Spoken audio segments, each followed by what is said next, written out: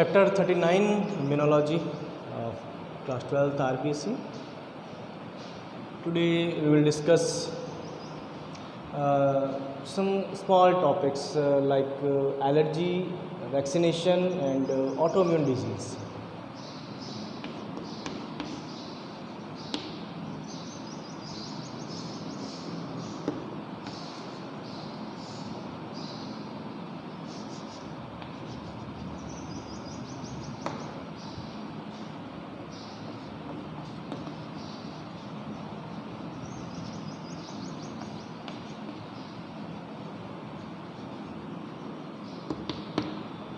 Autoimmune disease, allergy, vaccination, इनको short में कुछ इस तरह से लिख सकते हैं AID और शॉर्ट में छोटा सा S। ये एड्स वो वाला नहीं है, एक्वायर्ड इम्यूनोडेफिशिएंसी सिंड्रोम जो HIV से होता है, ह्यूमन इम्यूनो वायरस, उससे होने वाला एड्स नहीं है। ये एड्स ऑटो इम्यून डिजीज़ कह रहे हैं इसको, इसलिए यहाँ पर S लिख दिया। तो यहाँ पर अब ये छोटे छोटे टॉपिक हैं जो आज चैप्टर कंप्लीट हो जाएगा। लास्ट लेक्चर इस चैप्टर का कंप्लीट करेंगे। इसको होता क्या है, सिंपल सी कंडीशन, ऑटोइम्यून डिजीज़। एक छोटी सी स्टोरी मैं सुनाऊंगा आपको, स्टोरी या जोक जैसा भी आप माने उसको, इजी समझ में आएगा। एक बार एक पर्सन था, उसको आर्मी में जाना था, लेकिन बार बार रिजेक्शन हो रहा था उसको, लेकिन जाना था उसको आर्मी में। रिजेक्शन इसलिए हो रहा था, वो बहुत ज़्यादा स्लिम था, बिल्कुल पतला दुबला, मतलब उससे पतला कोई हो ही नहीं सकता, इतना स्लिम। तो बहुत स्लिम था, लेकिन उसको आर्मी में जाना था अपनी कंट्री के लिए। कोई भी कंट्री ले सकता है, आप किसी भी कंट्री में हो सकता है।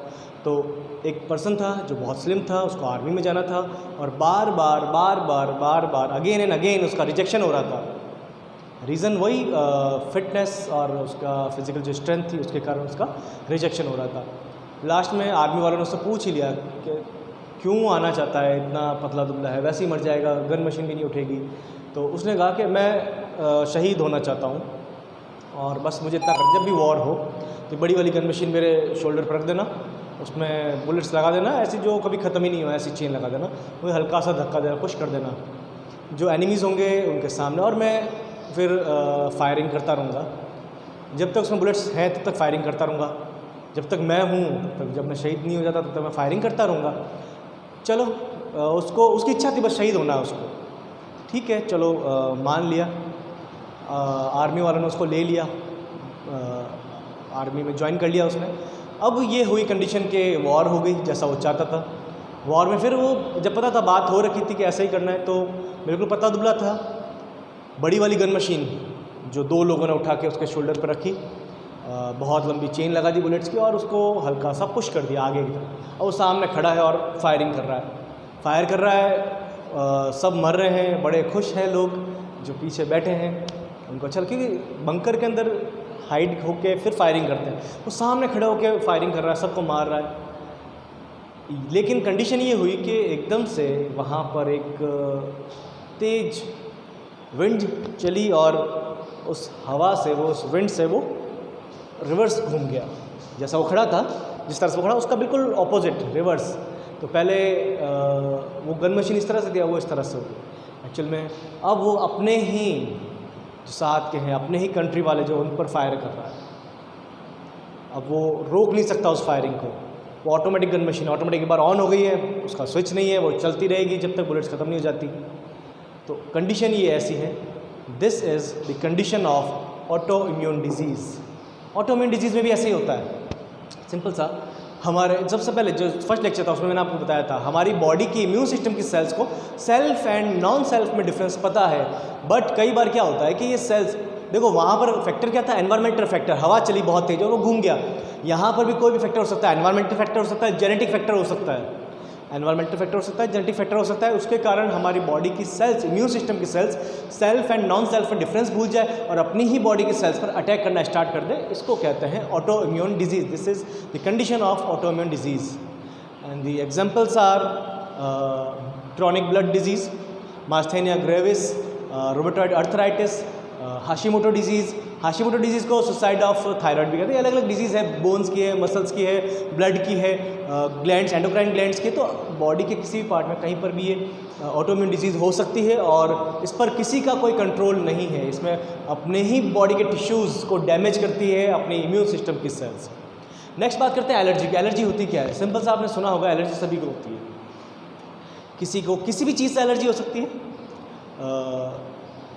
जैसे फ्रूट्स से हो सकती है, फ्लावर से हो सकती है, डस्ट पार्टिकल से हो सकती है, कोई भी मेटल स्पेसिफिक उससे हो सकती है, ठीक है, कोई स्पेसिफिक टाइप का क्लॉथ जो है उससे हो सकती है।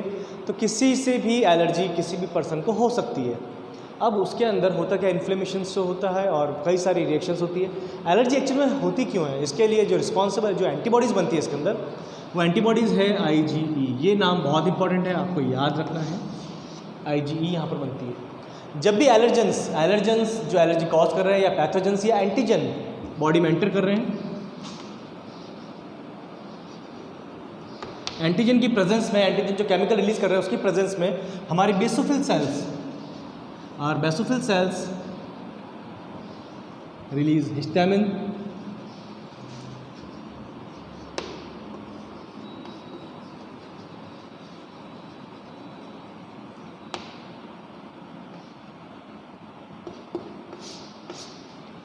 तो बेसोफिल सेल्स रिलीज कर रही है हिस्टामिन, ये एक्ट करते हैं एंटीजन के साथ में और कॉज करते हैं इन्फ्लेमेशन, जिससे इन्फ्लेमेशन हो रहा है और जो सिम्टम्स शो हो रहे हैं। इसको कम करने के लिए, एलर्जी को कम करने के लिए आपको रिक्वायरमेंट है एंटी हिस्टामिन की।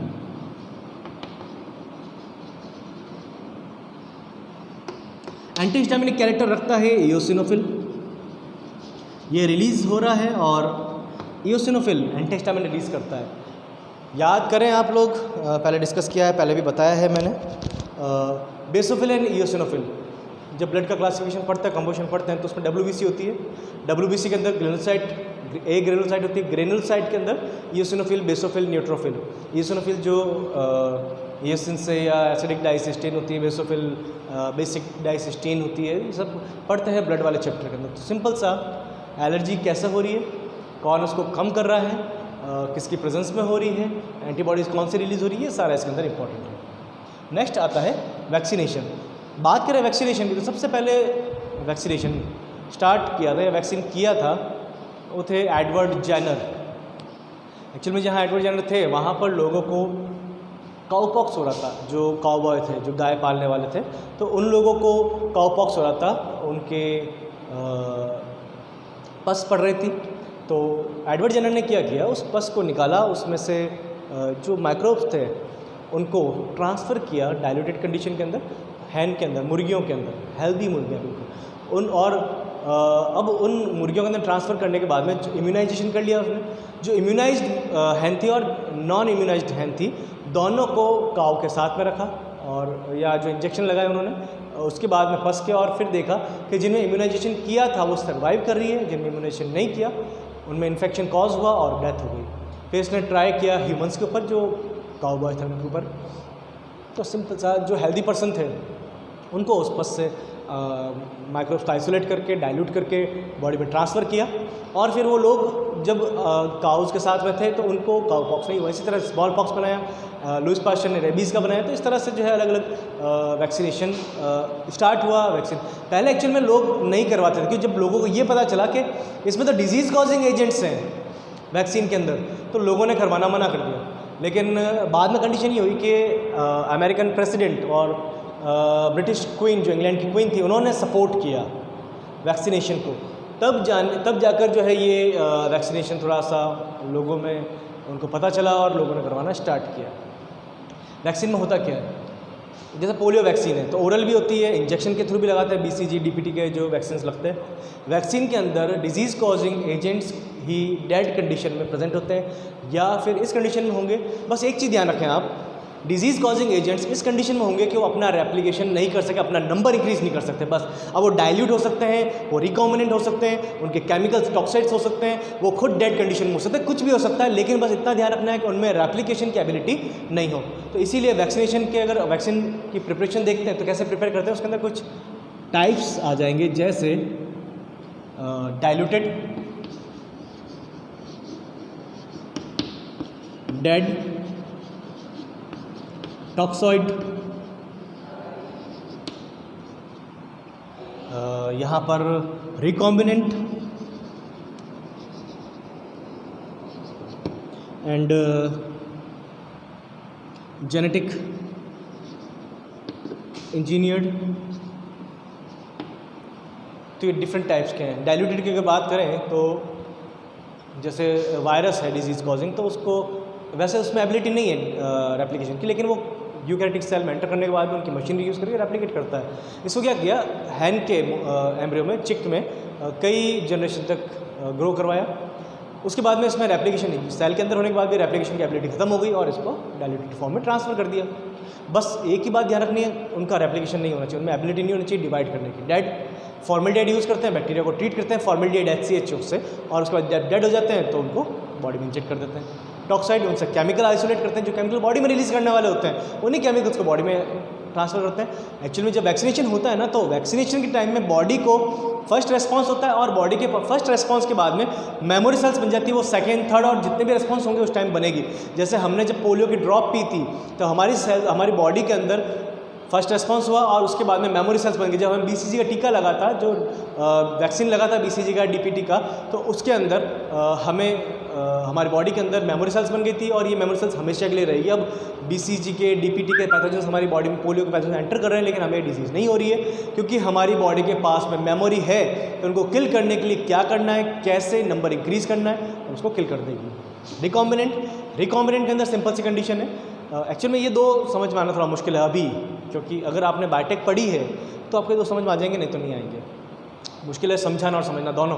बायोटेक नहीं पढ़ी है तो, अगर आप लोगों को बायोटेक आती तो ईजी है। फिर रिकॉम्बिनेंट में एक्चुअल में क्या होता है कि दो आपके पास सेल्स हैं, एक सेल का DNA निकाल कर दूसरी सेल के DNA के साथ बाइंड कर दिया, या फिर इसका DNA निकाल कर दूसरी सेल में ट्रांसफ़र कर दिया, तो इसको रिकॉम्बिनेशन कहते हैं, रिकॉम्बिनेंट सेल कहते हैं, रिकॉम्बिनेंट DNA कहते हैं। इसमें भी क्या करते हैं कि जैसे कोई सेल है जिसमें डिजीज़ कॉजिंग जीन है, उसको निकाल दिया, और जो प्रोटीन है उसको ट्रांसफ़र कर दिया, बस। जेनेटिक इंजीनियरिंग, जेनेटिक इंजीनियर्ड जिनका प्रोडक्शन हो रहा है बहुत बड़े लेवल पर इंडस्ट्रीज़ के अंदर, वही बायोटेक से जो बनाई हुई है। तो बायोटेक वाली और ये जेनेटिक इंजीनियर दोनों सेम ही, ज़्यादा कोई डिफरेंस इनके अंदर नहीं है। इसमें बस इतना ध्यान रखें, आपके जो डिजीज़ कॉजिंग एजेंट है उसका प्रोटीन ट्रांसफ़र कर रहा है बॉडी के अंदर, उसका प्रोटीन ट्रांसफ़र कर रहा है बॉडी के अंदर, जिससे बॉडी को ये पता चल जाए इस प्रोटीन को नेक्स्ट टाइम कैसे किल करना है, जब ये लाइव आएगा तब भी। तो इस तरह से ये इम्यूनोलॉजी टॉपिक कंप्लीट होता है।